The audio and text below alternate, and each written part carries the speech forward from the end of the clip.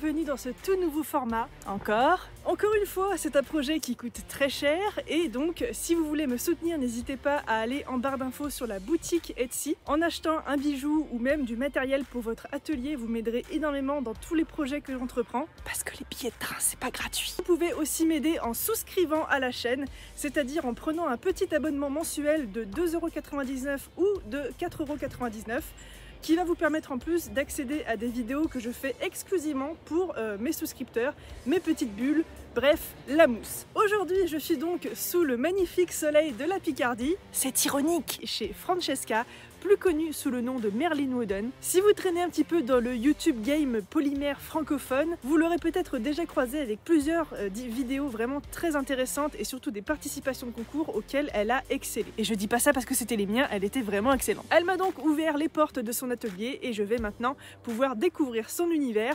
Vous allez pouvoir le découvrir avec moi et en plus on va pouvoir lui poser plein de petites questions. Venez avec moi! D'ailleurs, si jamais vous êtes artiste, artisan vous-même ou que vous connaissez quelqu'un qui aimerait se faire connaître et qui aimerait partager son univers, n'hésitez pas à aller remplir le document que j'ai mis en barre d'infos. C'est un Google Doc, il y a juste à répondre aux questions et une fois que vous l'aurez envoyé, j'examinerai la candidature pour peut-être venir faire une vidéo chez vous.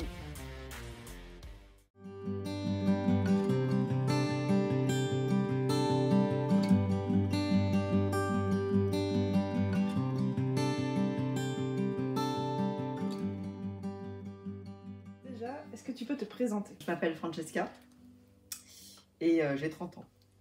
Non, pas du tout. Ceci est faux. Tu peux nous donner, enfin nous expliquer un petit peu ton parcours créatif et ce qui fait que tu en es arrivé là dans cet atelier. Waouh. Je viens de ce qu'on appelle communément un foyer relativement toxique, avec deux parents très très abîmés, qui m'ont abîmée à leur tour. Le monde de l'imaginaire, c'était quelque chose qui est devenu vital. En fait, c'est une question de survie. Quand ta vie c'est de la merde, en fait, tu essayes de t'évader. Et donc j'ai commencé à m'intéresser à l'imaginaire et comme beaucoup de personnes qui font ça, tu t'es amené ensuite à créer.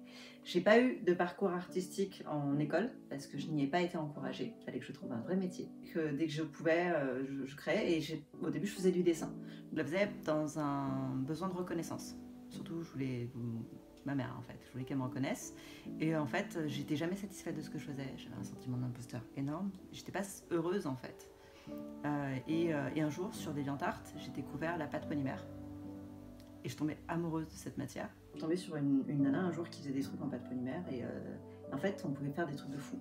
En fait la pâte polymère, j'ai fait, ça fait à peu près 10 ans en fait que j'ai découvert ça et en fait à la base j'ai surtout découverte, c'est tout ce qui était les créatrices américaines, japonaises, italiennes. Je connaissais pas du tout le game français. J'avais YouTube, puis je me suis acheté des livres et j'avais même pas de pâte polymère à l'époque. J'avais juste les livres, j'étais oh mon dieu, quand je vais m'acheter de matériel, ça va être trop ouf et tout. Quand j'ai eu le premier pas entre les doigts, j'ai fait des trucs de nuls, hein, mais c'était ouf. C'est-à-dire que pour la première fois, je créais pour moi, je kiffais. Le reste du monde n'existait plus, il y avait juste moi et ce truc qui pouvait prendre la forme que je voulais. J'étais réellement en train de créer quelque chose. Et en fait, depuis, j'ai pas arrêté. Bon, il y a eu des périodes, comme la plupart des créateurs, où tu t'arrêtes parce que tu bloques un peu, ou la vie fait que. Mais j'ai toujours trouvé beaucoup plus de satisfaction dans la pâte polymère que dans le dessin. Est-ce que tu peux nous donner très rapidement tes sources d'inspiration en essayant de citer des noms, si tu en as des artistes qui t'ont inspiré ou qui t'inspirent encore? Ça c'est compliqué parce qu'ils sont très très nombreux et je n'ai pas de préférence. Alors vite fait je pourrais te citer Frank Herbert, ça va être pour la lecture, ça va être Anne Rice parce que ça va m'inspirer des images qui font que va y avoir les jeux vidéo comme Zelda notamment qui me frappent très très fort, certains Final Fantasy notamment le 9.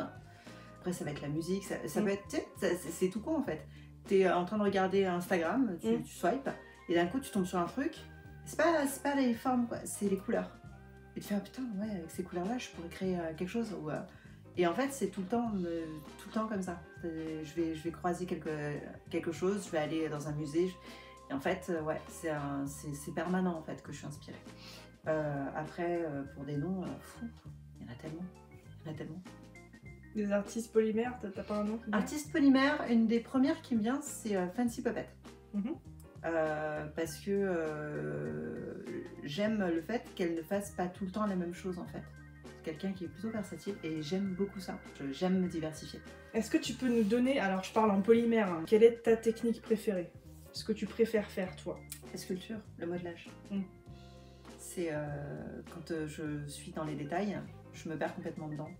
Il n'y a plus de temps, il n'y a plus rien qui existe. Je suis complètement dans mon truc et c'est vraiment ce que je préfère faire. Après, le montage, je déteste ça. Montage de bijoux? Ah ouais, non, ça me saoule. J'adore créer le bijou, mais alors le montage, qu'est-ce que ça me saoule. Mais clairement, ouais, c'est le modelage, c'est la partie modelage que je préfère. Est-ce que un jour, possiblement, tu aurais l'ambition d'en faire ton métier? Je l'ai déjà fait.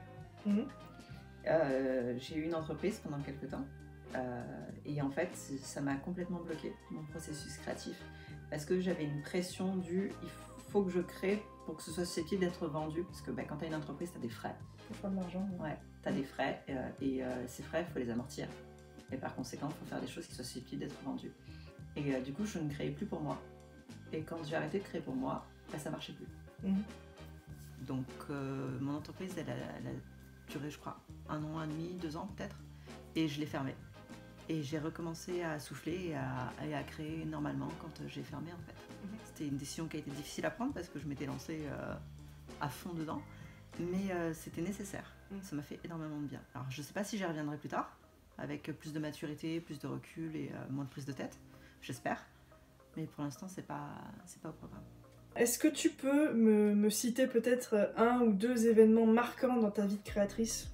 Quelque chose où tu t'es dit, là ça y est, je démarre. Alors, tu vas trouver ça drôle, mais en fait les fois où j'ai le plus évolué, où j'étais le plus fière de moi, c'est quand je participais à tes concours. Ouais, non, c'est vrai. En fait, ça me donnait l'occasion à chaque fois de sortir de ma zone de confort et de créer quelque chose qui me poussait sur mes techniques en fait.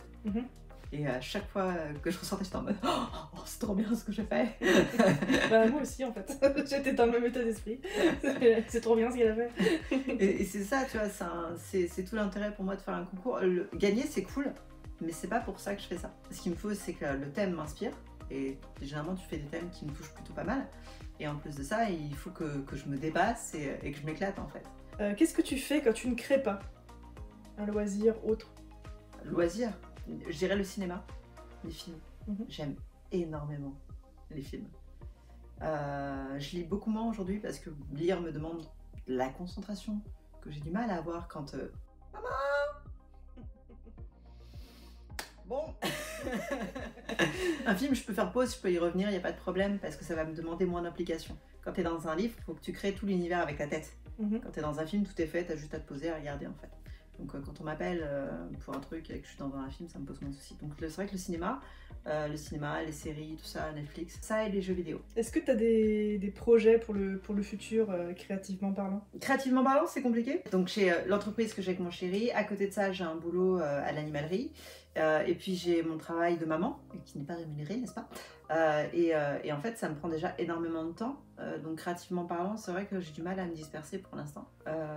J'espère plus tard, quand ils seront plus grands, pouvoir tester d'autres médiums qui me demanderont peut-être plus d'implication. Quand j'aurai le temps, en fait, tout simplement. Comme quoi? La poterie. La poterie, mais à fond, parce que on reste dans la sculpture, hein, mais passer le truc au four et tout, faire le glaçage, ça... Plus le temps passe et plus ça me plaît. L'idée me plaît.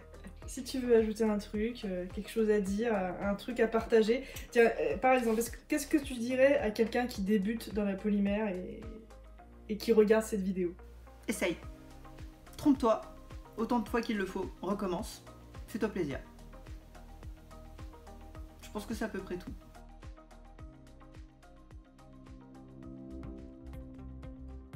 Aujourd'hui, Merlin Wooden fait partie du CFC, donc tous les 2 mois, elle sort un nouveau tuto et d'autres viendront s'y ajouter.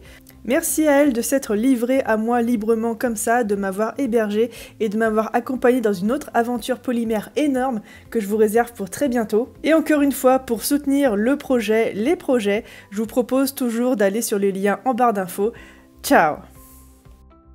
Ouais, non, je fais des trucs pour que quand tu déroges, ça va être marrant. Super.